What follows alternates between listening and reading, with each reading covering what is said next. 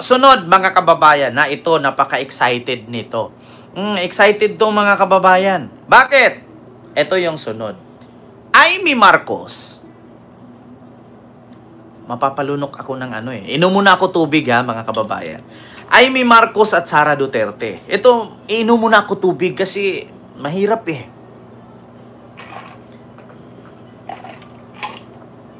Kakaiba ito. Sa totoo lang mga kababayan,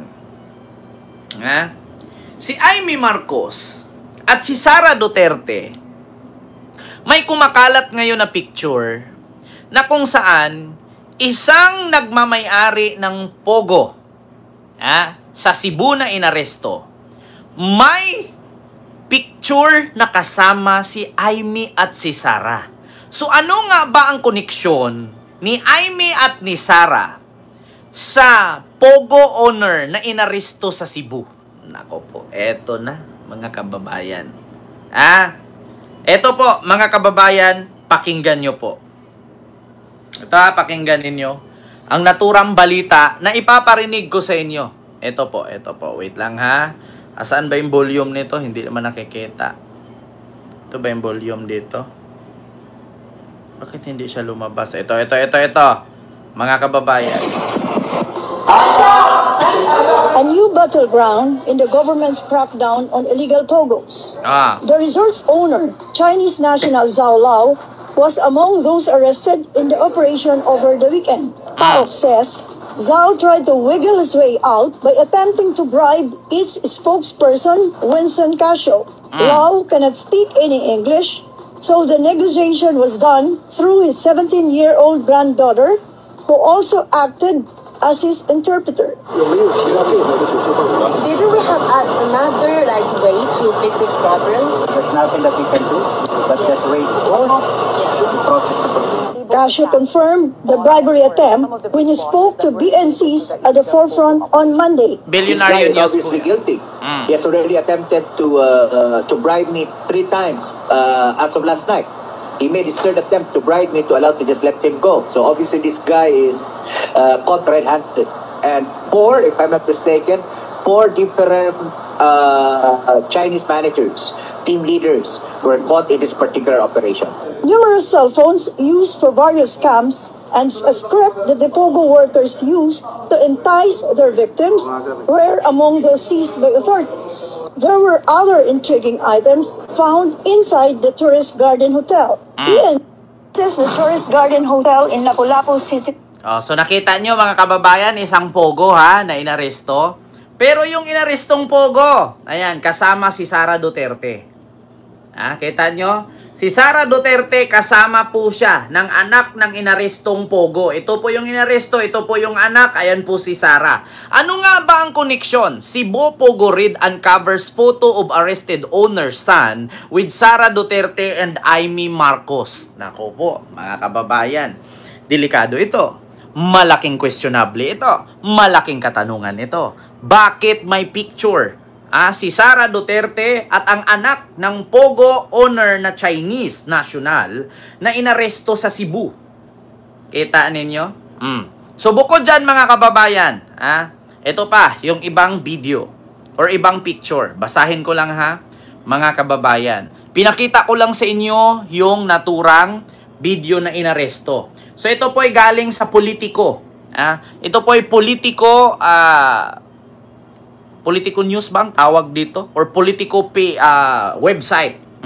So nakalagay po dyan mga kababayan, basahin ko lang po. Ayan po siya Yung time na yan mga kababayan, kung pansinin ninyo, yung anak ng Pogo owner na inalisto sa Cebu, ang damit na katabi niya si Amy at ang damit na katabi niya si Sara ay iisa lang po. So, yung time na nangyari mga kababayan ay iisang event lang din po.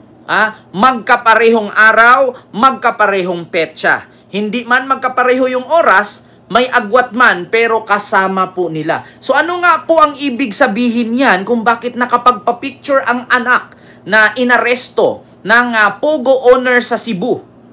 Oy, Ma'am Wow Heaven Knows, maraming salamat sa yung super chat, Ma'am. Thank you so much po, Ma'am. Hi Kent, good evening. Salamat po. So ngayon, mga kababayan, basahin ko lang po ang Politico.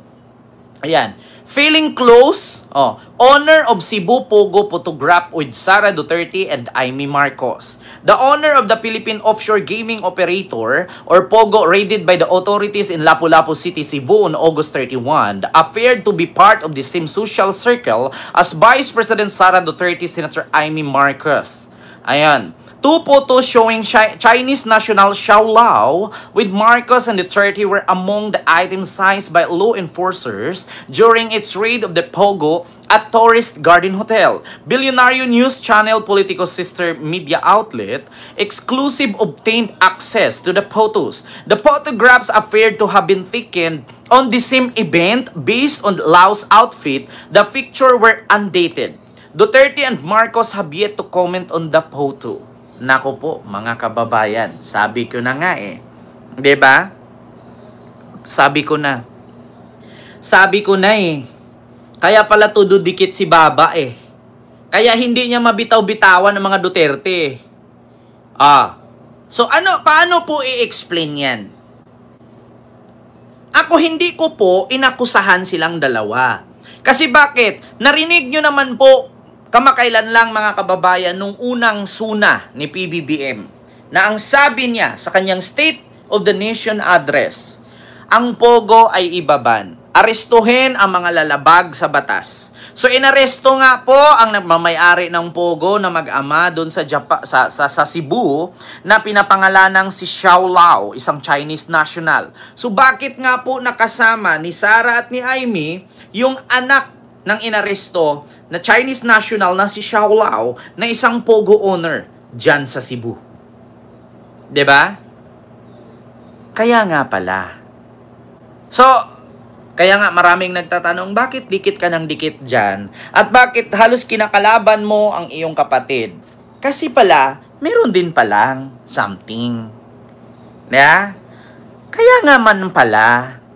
Yeah? Ma'am Wow Heaven knows, maraming salamat. Kaya naman pala. Kita nyo naman sa sister news ng Billionaire News ang Politico. Politico website na pinost nila dito. Closed, feeling close. Honor of Cebu Pogo photograph with Sara Duterte and Amy Marcos. So sa totoo lang mga kababayan, mahirap magpapa-autograph dyan ha. Kung ordinaryo kang tao at wala kang koneksyon, hindi ka basta-basta makalapit sa mga yan. Mahirap. Kita nyo naman nung pumunta si Sara ng Kuwait na akala mo naman napakaraming Pilipino nung pinuntahan niya, halos pinuno siya ng bodyguard.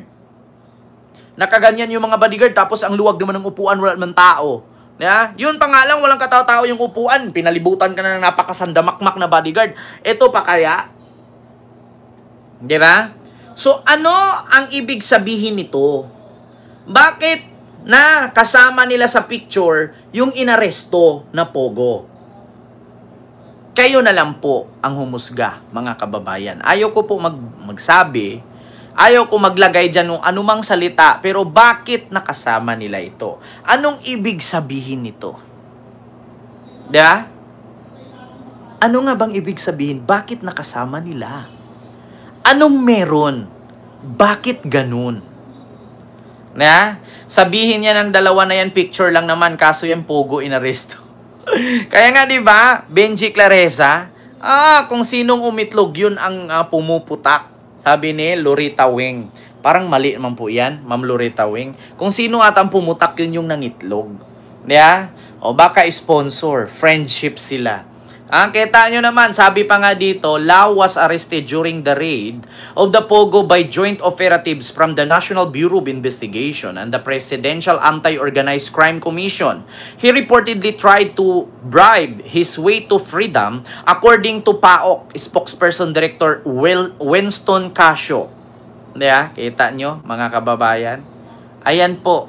At nabalita din po yan sa Billionaire News. So hindi tayo fake news mga kababayan. May proof po tayo.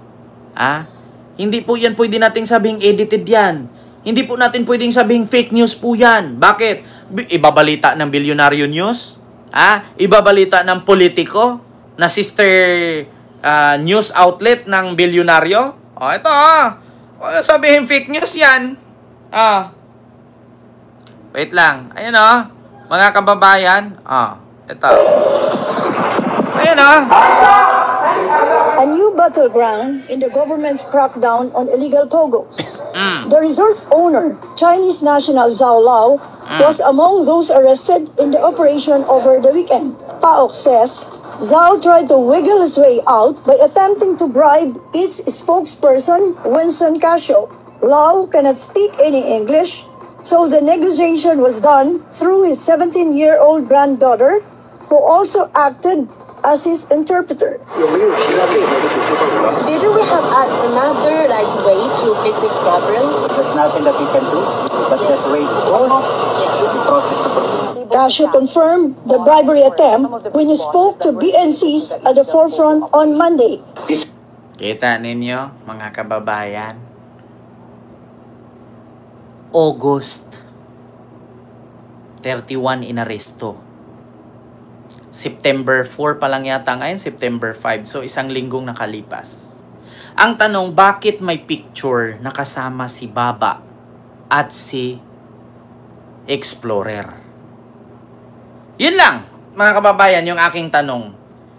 So, ako, napagtanto-tanto ko, kaya pala. Kaya pala kahit saan pupunta si Baba, kasama si Lustay, magkaibigan pala. Kita ninyo? September 4 na. August 31 hinuli. Hindi ha? O, ang tanong ngayon, bakit hindi nireaksyonan ng mga DDS yan? Bakit wala mga DDS vlogger na content yan? Kasi pag mag-content sila niyan, malamang sa malamang, mapapagalitan sila. Xiaolao, vlogger horror yan ng China, sabi ni Vince Dill. Naloko na, nagkalintik-lintik na babalina. Yeah, kita ninyo, August 31 inaresto. September 4 pa lang ngayon, so 1 week ago. Nako, kaya pala sabi niya, balita ko, 2027, ipaparesto daw si Sara, kasali na ako. Pati ang mga Duterte allies.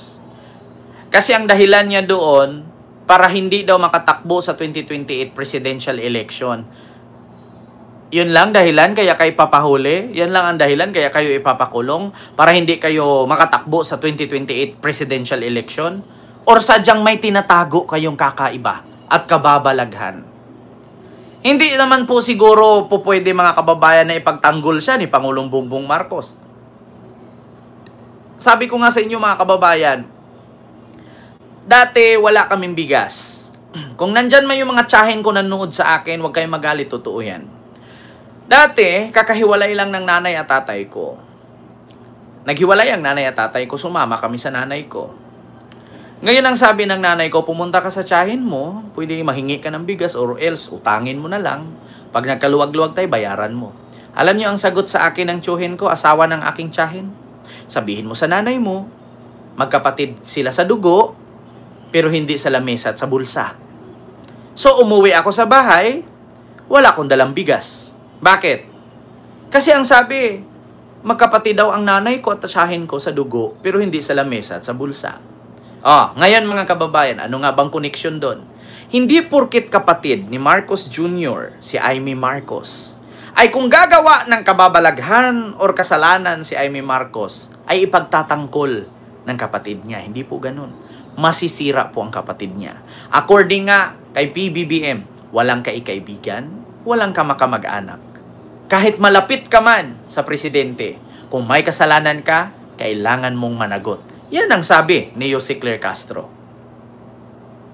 Diba? Diba, Ma'am Rosario Bisin? Kaya, walang kaikaibigan, walang kamakamag-anak. Magkapatid man kayo sa dugo, pero hindi kayo magkapatid sa krimen. Diba? Ganon yun. Kasi hindi naman po pwede, porket presidente, absuelto ka. Hindi. Walang ganon. Si Marcos na mismo nagsabi, walang kaibigan, walang kamakamag-anak. Kahit malapit ka pa sa kanya, kung may ginawa kang mali, haharapin mo yan. Diba? Ganon yun, mga kababayan. Naku po.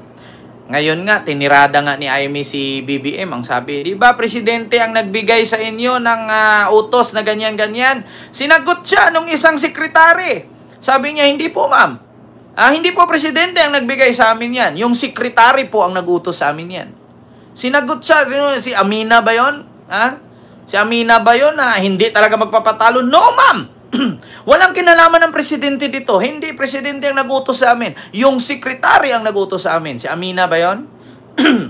Sinagot siya. Hindi nagpapatalo. Alam nyo, si Aimee, hindi naman to galit kay Marcos Jr. Inggit. Magkaiba ang galit, magkaiba ang inggit. Sabi ko, mga kababayan, good luck. Yeah? Sunod.